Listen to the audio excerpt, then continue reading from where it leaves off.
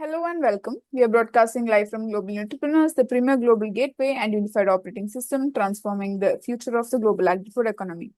Today, the global food system stands at a critical crossroads. While the demand for functional health, wellness, and nutritional security is expanding exponentially, early-stage innovators face massive roadblocks, fragmented supply chains, opaque cross-border regulations, and staggering volume of unvetted noise that isolates brilliant founders from institutional capital.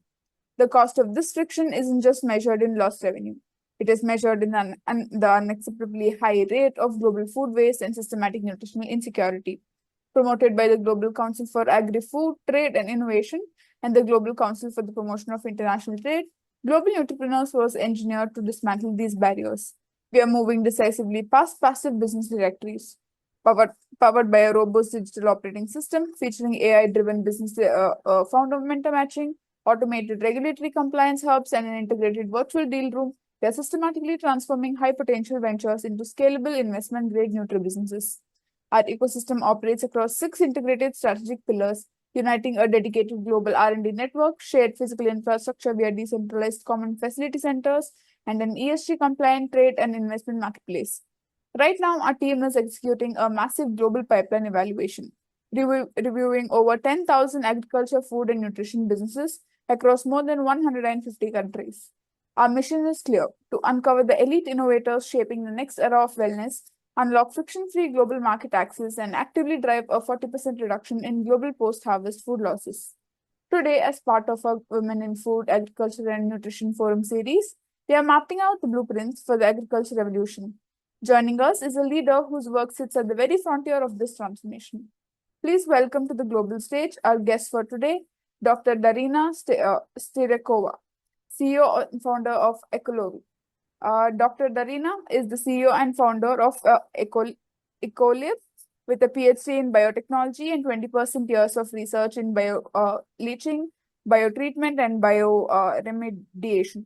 She drives the commercialization of the patented eco-biotech at platform, which transforms natural minerals by microorganisms into regenerative liquid biostimulants with bioactive enzymes.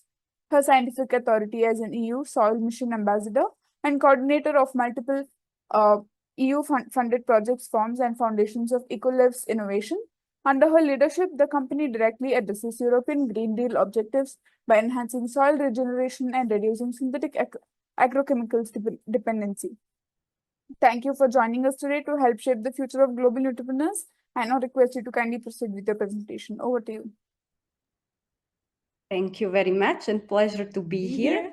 And I would like to introduce you something just amazing, what the nature can do and what plants actually forget to do, but we can learn them to do it again, as well as we can regenerate the soil and soil microbial functions, which are very important for sustainability in agriculture. So to explain everything from beginning, you need to imagine how plants were able to feed themselves before all agrochemicals existed. So plants were actually taking nutrients from the natural minerals in the soil, but microorganisms had to make it available for the plants, kind of digest them. Only in this way, plants are able to take the nutrients from the soil and from the natural minerals.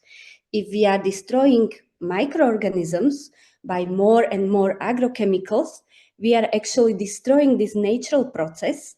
And then we have also less nutrients in our food. It's up to 38% decrease in different elements. And then you need to buy it, let's say, in pharmacy. However, everything could be in the soil from the natural minerals. Just you need healthy microbiome kind of digesting and working together in symbiosis with the plants. And that's how actually our technology works. So we are taking different natural minerals and we make them liquid by microorganisms. So we kind of digest them into the plant available form. And we are taking different minerals like diatomite, silica sand, feldspar, whatever which contain elements we want, like also high iron, manganese, but also very important silica. And we are using very, very good microorganisms, which also can do a lot of functions. But the most important one, that these microorganisms are for us producing, without volume limitation, a lot of different bioactive enzymes like exopolysaccharides, phytohormones, alcohols, sugars, proteins, vitamins, amino, different organic acids. So it's just amazing, and every single molecule can do amazing things in the plants, like more than 13 different functions, and I will show you on the real examples. But first, I will just mention a few examples from scientific literature. For example, this silicium, which I mentioned. If we make silicate minerals liquid, we turn them into monosilicic acid, which is only one plant available form, and it can do all these things with the plants. So it's amazing, just one single mineral, what all can do. Then phytohormones, I mentioned. Here is a list of all the phytohormones naturally produced. And again, they can do a lot of things with the plants, like auxins on the growth, gibberellins on the size of the fruits, on the grains, cytokinins on longer development, slow aging, also in the drought, abscisic acid, ethylene. And these all things, including yasmonates and phenolic compounds, can additionally do, again, all these things to the plants. So it's just amazing. And if we take just this one salicylic acid, what all it can do. Also activating systemic resistances in the plants. And this is actually mechanism inside the plant. I don't want to be too scientific, but it can actually stimulate plant in the way that it will start to produce own antimicrobial proteins and peptides. And by this, it actually from inside can protect itself. It's not pesticides, it's actually indirect effect. So we learn the plant how it can protect itself. Then these are the real examples. This is, for example, barley after application, 3.5 liter per hectare 3 times. And you see how much more chlorophyll, how much tillers is this plant creating. And then animals are very healthy because they are actually enzymes from probiotics. We are sharing always a lot of videos, visiting the farmers. They are showing us the results. So I mentioned cytokinins on the size of the grains. And at the same time, after 2 liters per hectare of eco-fertile, we had already 60% resistance on mildew, 30% reduction in NPK, and still higher yield up to 14%. Another example, completely without agrochemicals, regenerative agriculture, very high yield, and increased by 38% in polyphenols. And you can also see the full video how the wheat looks like. And in the end, this is fantastic, healthy, and super tasty bread from this wheat. We are publishing all these results. So for example, here, not only the yield increase, but up to 54% in water use efficiency. Then all the data on the chlorophyll in control, inorganic fertilization and different concentrations. So we have higher chlorophyll than with inorganic fertilization. And in the end, if you are checking the grain yield, you see the results. So amazing. Another video, again, full replacement of agrochemicals, including even fungicides. So full video here, this is farm Vitanova. From Bulgaria, maize, you see the difference, drought resistance. Another videos, this is from this season. You see how many are here. So it's just amazing. This is regenerative agriculture in Smijani, and all the videos are always shared. So yeah, please follow us for all the experiences. This is another with one dose, 5 liter per hectare, already over 16% yield increase. And in Kenya, this is also published, 37 to 48% yield increase. So imagine what it can do with the world hunger. Another example in Nigeria, under cooperation with FAO and government, this company done large-scale trials on these different farms. And again, we had 50%, up to 50 on maize, 57 on rice, up to 55 on cowpea, up to 50 on millet. So just amazing results in the next country. This is beans, double yield, also full video there. KNUST University trials in Ghana for registration, approximately 300% yield increases on okra and cucumber. And also from the cocoa growing, they are very happy telling that it works like magic. And also yield increases. You will see also then we will share a lot of videos from these examples. In Niger, over 400% yield increase on peppers. Also on the grass, it's fantastic. Some examples from potatoes. This is previous year and this year at Jakubova Voľa, so big differences, and also on the yield. This is a farm in Zavod, and up to 37.6% yield increase here in this case.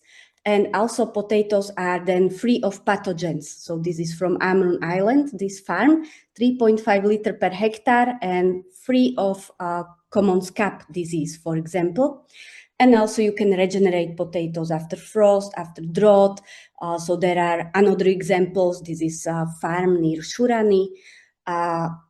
Norzucker sharing the results on sugar beets. So we are increasing the yield, but also sugar content. And we also done studies on biodiversity increase and also phosphorus in the soil is availability increased by 29%. In tomatoes, you are increasing nutrient content, resistance to viruses. Again, chlorophyll, this is Croatia, phytoaroma company. So you see chlorophyll, biomass increase. Back to Tanzania, for example, coffee, you see this beautiful growth and healthy conditions. Also full videos is available. Cabbage, up to 42% yield increase, registration trial of Novi Sad University, large scale one, and also a lot of videos also from the TV with the happy farmers of cabbage. Salad, up to 38% yield increase, but also a lot of data on soil quality and activation on the soil life. And another trial on strawberries, up to 60% yield increase or 50% NPK reduction, and still by 7% yield increase. And a lot of TV shows you will find here, but strawberries are getting also bigger size, better taste, and they are resistant to different diseases. So you are getting all the effects at the same time. Some raspberries, all the videos then from the blueberries, also size, taste.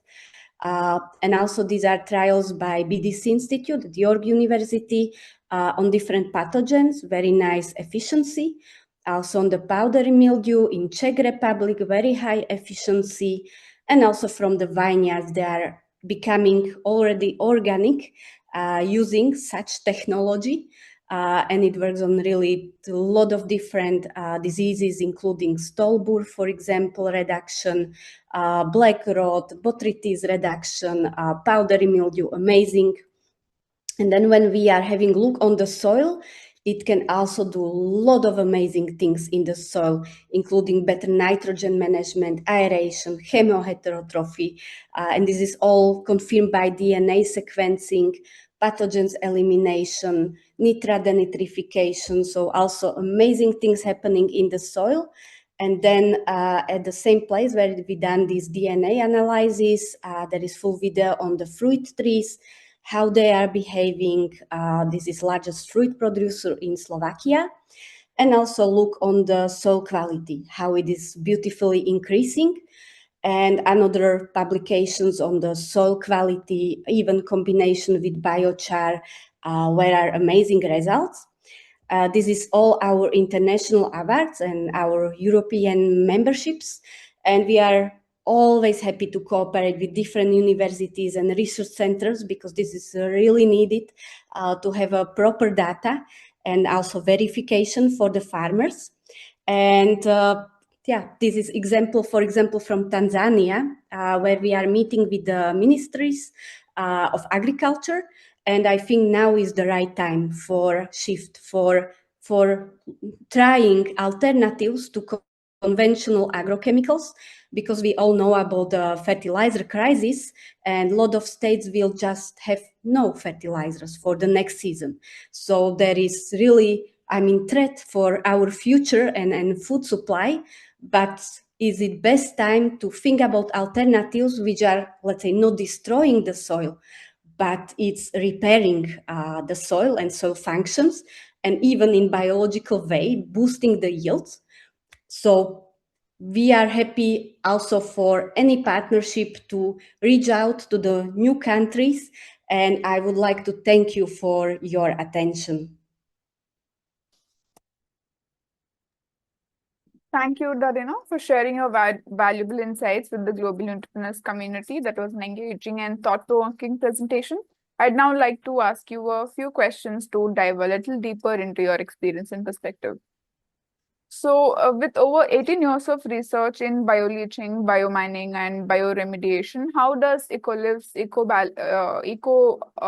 bio-leaching physically and chemically transform degraded soil, and what makes it a viable alternative to conventional agrochemicals?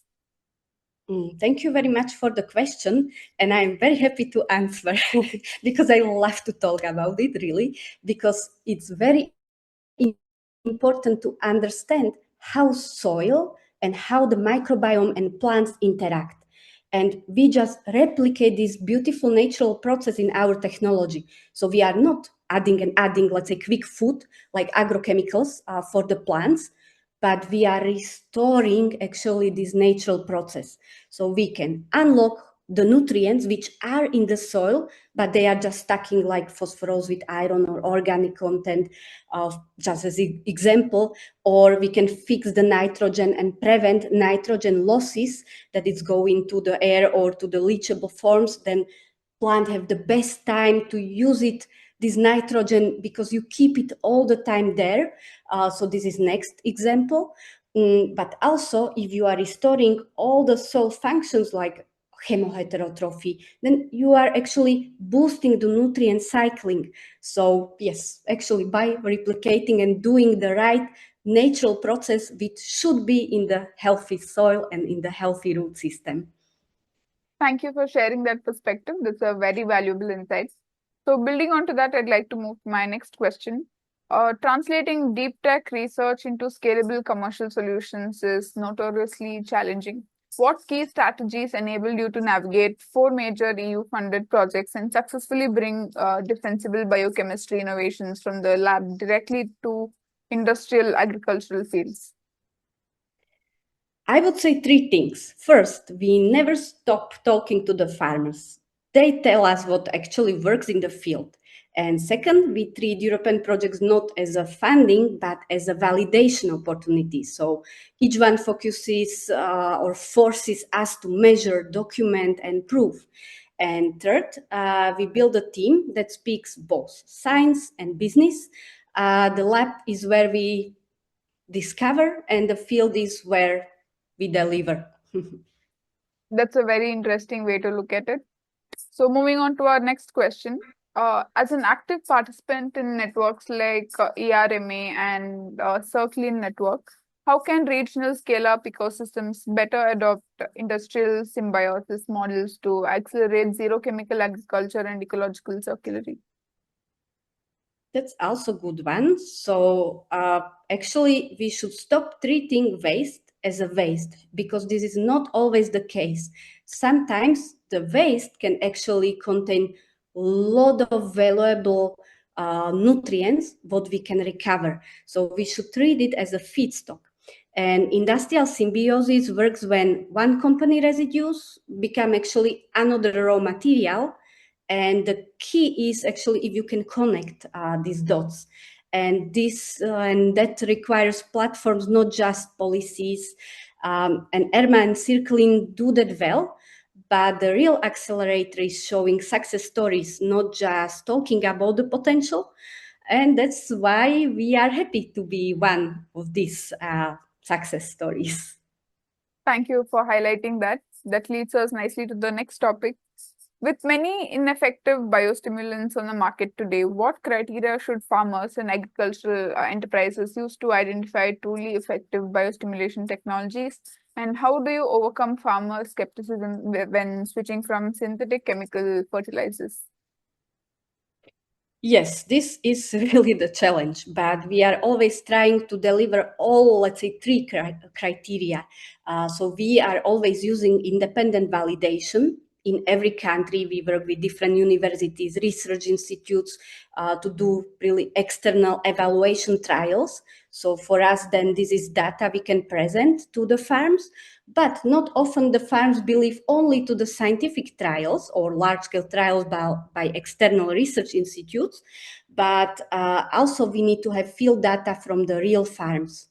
And that's why we are always visiting them, taking care about them, but also trying to record it on the video that we can present it to other farmers, how this farm is already becoming successful. And if they see it in the other farm, then yes, then they can believe and they see the evidence is also at the real farms. And the next very important is a clear economic case. So we need to calculate, does it pay back in one season? And farmers are not, let's say, anti-science, but they are rather anti-risk. So we overcome the skepticism by showing the results on their fields, not only in our brochures. And one successful trial is worth more than thousands of presentations.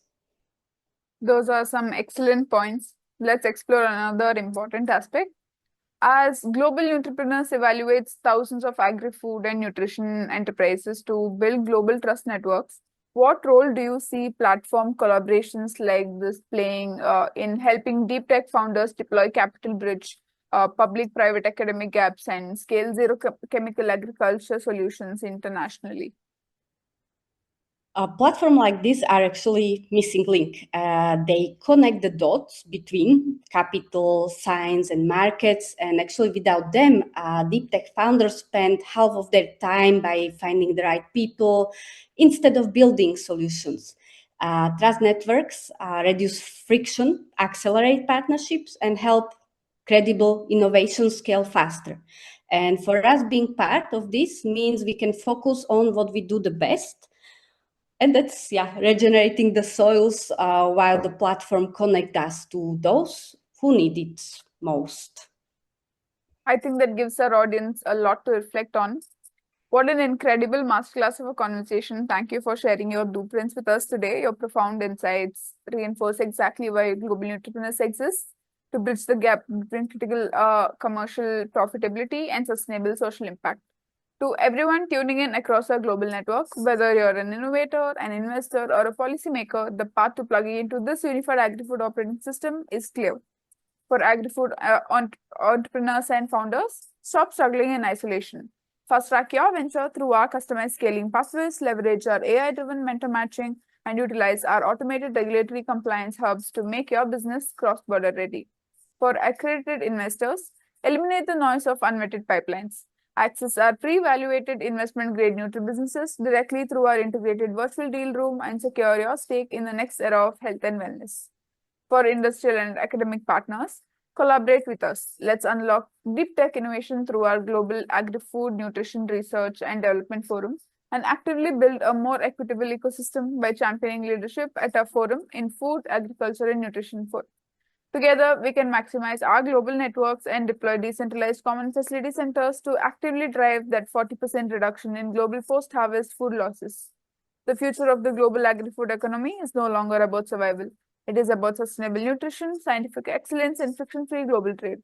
Visit globalnutripreneurs.com to secure your application, verify your venture, and claim your place in the future of food innovation. Thank you for joining us on Global Nutripreneurs. Until next time, keep innovating, keep scaling, and build with impact. Thank you. Have a good day.